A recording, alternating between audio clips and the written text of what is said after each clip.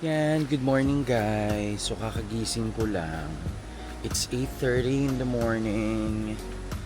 Yan, so naghahanap ako ng partial dito ng partial sun or shaded na area na kung saan pwede namin itanim yung isang plant namin na nagiging parang red ata pag naaarawan. So ayun, so naghahanap ako ng area na yon. So guys, tingnan nyo itong una naming nagawa. Oh. Parang, siya. Ang theme dito ay, parang forest ek-ek din. O, diba nice? Ayan. Ayan guys, so partial sun. Hanap tayo ng partial sun. Okay. Main house, magulo.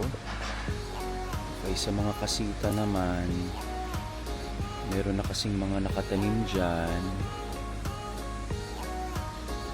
Actually, ang pwede tayong maglagay, feeling ko, dito sa may puno. Ito, meron na ditong spot landscape. Ito yung ni-landscape nung namin, nung tawag dito, nung aming landscaper. Na umokay naman kami dito. So yan, pwede siguro kaming mag simple spot dito kasi shaded siya. Pagka kasi dito, pagkahapon, ang araw na lang doon sa kabila, dito na lang manggagaling ang araw. Tapos mako-cover naman siya ng mga puno. Okay, then we already have our spot. We'll plant it here. Yes. Yun nga palang mga namin, mga tawag dito, mga palm champagnes ay stable na. Ang bilis niya na stabilize. Kasi, ayan, bagong suloy na yan. Yung nakikita nyo. Pati itong pangalawa, may suloy na. Tapos yung pang-apat, bago yan. Kasi malalaman mo na bago yung suloy pag pula parang pula yung stem. Yan, may suloy na din yan. May suloy na din to. Yung isa wala pa. Yung isang malaki wala pa. Pero alam ko itong pinakadulo, yung pinakamalaki, meron na rin. So ang bilis niyang nag-stabilize. Nice. Yan. Ayan guys, so tinutuloy na nila yung ginawa nila kahapon. So yung border na santan, tapos pinapalinis ko na rin yung dito sa sa tapat ng Casita 4. Pinapakalaykay natin yung mga bato-bato na nakikita dyan para ready na siya for frog grass. Ayan. Nice! So far, yan na yung nagagawa, 'di ba? So nilalagyan na rin dito nila ng border na santan. Dito nga pala guys, tumutulas yung baha dito. Yan, dyan. So kaya may ligtang, pati dito liligtangan yan. Yun yung dito sa area na to. Kasi may baha dun eh. So nilalagyan nila temporarily ng mga bato para hindi maubos yung lupang tinambak.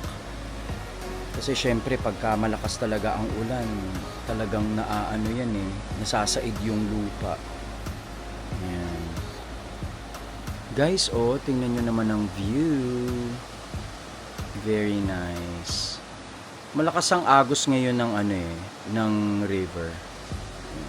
Yan guys, just like any other day, umuulan na naman sa farm. Yan. So, walang magagawa. Yan. Pag medyo kasi malakas talaga guys, nakakaawa naman yung landscape team, pinapasukog ko. Yan. Pero pag ambon-ambon lang naman, yan, okay lang din naman sa kanila. Yan guys ang weather situation dito ngayon. Medyo malakas yung ulan. Ayan oh. So as you can see, talaga namang galit na galit ang ulan. Yan. Pero happy naman yung mga halaman kasi nadidiligan sila. So guys, ganito naman talaga sa farm. So half day summer, half day, ayan, torrential rains. Ayan, ganyan. So yun, kaya ako lumabas ngayon para obserbahan ko kung saan kailangan lagyan ng drainage system. So ang gagawin ko ngayon, titingnan ko yung dito sa vacant na lot dito sa katabi ng farm kasi doon ang gagaling yung tubig eh. Pero pinahukay ko na yon sa mga landscaper, tapos pinapataasan ko yung semento. Yan. Kasi talagang nag-accumulate yung baha. Okay lang sana kung galing dito sa farm lahat ng baha, pero yung kasing iba galing sa dito sa farm sa gilid namin. Yan, kaya pinahukay ko na yan. Tapos patataasan ng kahit 2.5 feet or 3 feet yung semento sa sa steel matting. Yan. Yan, sinusundan ko lang yung tubig oh. Tapos dito siya nalalaglag sa likod ng Casita 3. So kailangan may magandang drainage system dito din. So mukha namang resilient yung tinanim natin kahapon. Yan. Yung sa may yung sa may tank. Yan. Guys, yung kailangan ma-address, as you can see, nag-accumulate siya dito sa taas. Tapos bumababa siya. Ito naman bumababa sa tapat ng Casita 2 yung tubig. So we'll just have to take note kung saan nag-accumulate yung tubig and kung saan siya bumabagsak. Tapos yun na lang ang lalagyan ng drainage system. Rainwater lang naman yan, so I think basta may divert lang namin yung rainwater sa river, okay naman yan. Hindi naman siya wastewater. So guys, here's another spot landscape na gagawin namin. So meron kaming mga tea plant.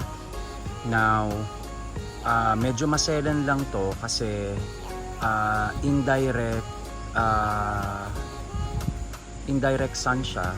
So hindi niya kaya yung sobrang yung parang sobrang init ng araw. So as you can see, kung nasan tayo, hindi naabot yan. Yan yung araw oh. Shaded na tong area na to. So dito na lang namin siya gagawin sa tabi ng pump room. Ayan. Gagandahan na lang namin.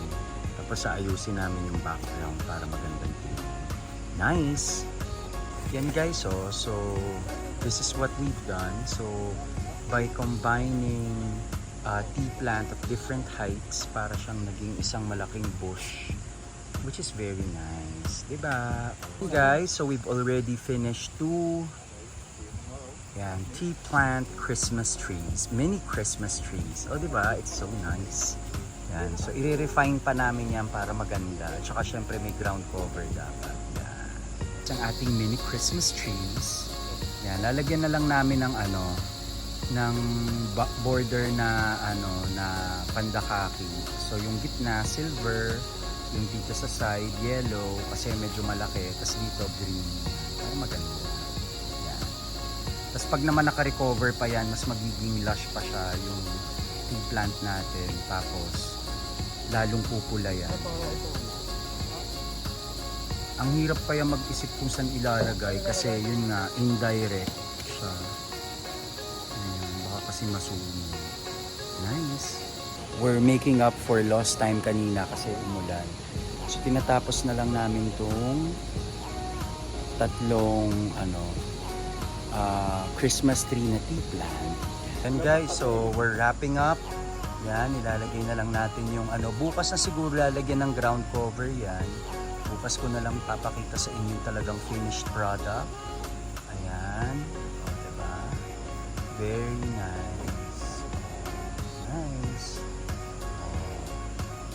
So pagka Pasko, pwede namin lagyan ng Christmas tree yan. Or kahit siguro lang yung tawag dito, yung ilaw lang na naka, yung sa ilalim, parang, diba? Very nice, very nice. So pag hindi pantay ang, ang pandakaki, ang lupa ang mag-a-adjust. Ayan. Nice. Oh, diba? Oh.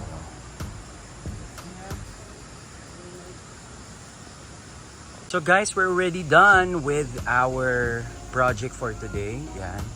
Spot landscape. So, simple lang. Kasi konting oras lang naman yung meron kami kasi nag-uulan kanina. So, it's really just tea plant na kinumbine namin. These tea plants have varying heights kaya pwede namin siyang gawing parang puno. Ganyan.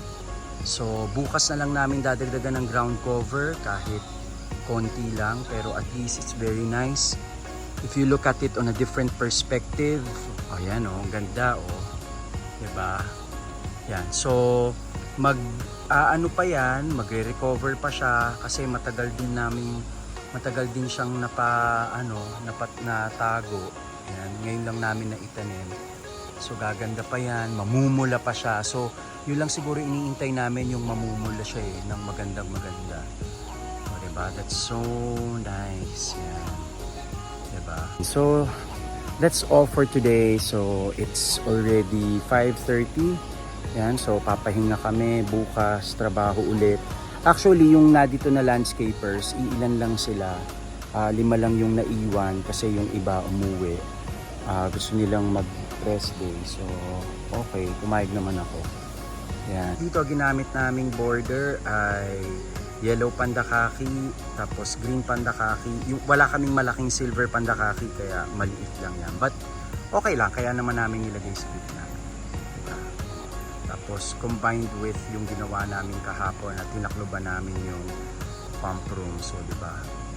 Hindi lang siya parang naging, alam mo yun, parang corner na neglected. Kasi kahit dito yan sa shaded area, diba?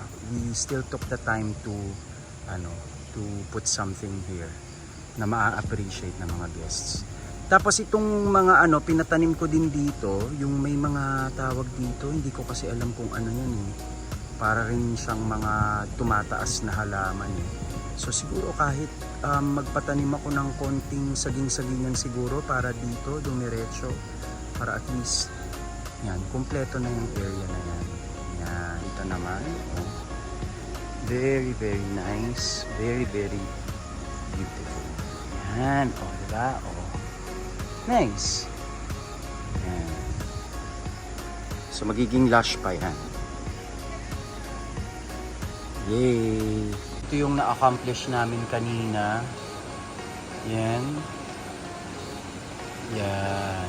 Okay. So, na-define na namin yung border. At napakahirap ng area na yan kasi kailangan pa nilang i-level yung lupa. So, yan. Medyo nagtagal din dyan. So, diba? Very nice. Yan. Yan. So, defined na yung border. So, we'll do our spot landscaping. Yan. Tomorrow na siguro kami magsa-start.